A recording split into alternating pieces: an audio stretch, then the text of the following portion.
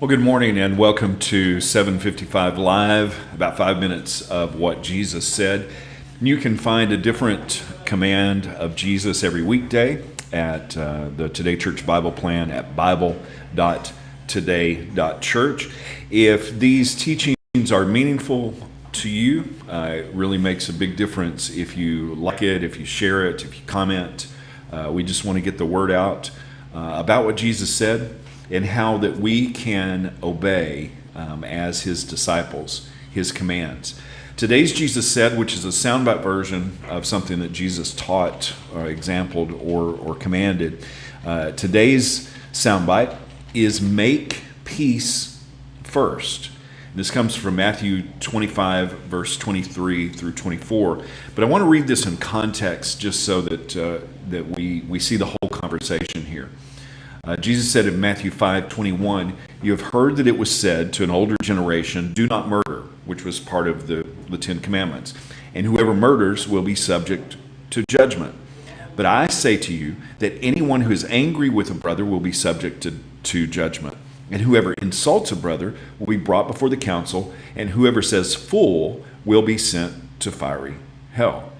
So it's in that context that Jesus gives this command. "So then, if you bring your gift to the altar, and there remember that your brother has something against you, leave your gift there in front of the altar. First, go be reconciled to your brother, and then come and present your gift." And then he goes on to say, "Reach agreement quickly with your accuser while on the way to court, or he may hand you over to the judge, and the judge hands you over to the warden, and then you'll be thrown into prison." He's talking here about reconciliation. He's talking here about a heart issue. The context of this whole teaching in Matthew 5 is about looking at the Old Testament law and Jesus filling it up or completing it and letting us know that it's really about the heart, not just about the letter of the law. And he says, if you're going to the temple to bring a sacrifice, your gift, your worship, and you know that, or you remember that someone has something against you. Remember, this is not saying that we were even guilty, but if someone has something against you, stop. Don't worship.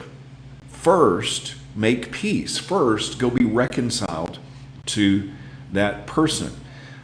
Jesus talked a lot about reconciliation, restoration, healing in this way. In Matthew 9, he was being criticized for eating with tax collectors and sinners by those who separated themselves from all of those evil people. And Jesus said in Matthew 9, verse 12, that those who are healthy don't need a physician, but those who are sick. And then he quotes from Hosea 6 in verse 13 and says, "Go and learn what this saying means. I want mercy and not sacrifice. For I did not come to call the righteous, but sinners." What is mercy and not sacrifice? Why do we leave our gift, our worship at the altar if we need to be reconciled with someone? Well, mercy is empathy. Paul talks about in Romans 12 that we are to weep with those who weep, rejoice with those who rejoice in verse 15. And then he says to live in harmony with one another. Don't be haughty, but associate with the lowly. Don't be conceited. And he says, don't repay anyone evil for evil. Consider what is good for all people. And then in verse 18 of Romans 12, he says, if possible, so far as it depends on you, live peaceably with all people. Well, how do we live peaceably? Jesus said, blessed are the peacemakers. We have to make peace. It's not something that just happens. And so our worship, our sacrifice, isn't about us. It's actually about others as well. If we love God, we also love our neighbor as ourselves. And how do we do that in the context of worship? Jesus said, make peace first. The enemy will try to divide us as the body when it's actually in our unity where we have strength. What does unity look like? Unity looks like reconciliation. When someone has something against you, if you see someone overtaken in a fault, the scripture tells us how to go reconcile, but in a spirit of meekness, considering ourselves. Jesus said, make peace first. Our sacrifice isn't about telling God how good we are. Our sacrifice is part of the kind of service and humility that Jesus modeled and exampled for us. It's about making peace. It's about reconciling. It's about carrying someone else's burden.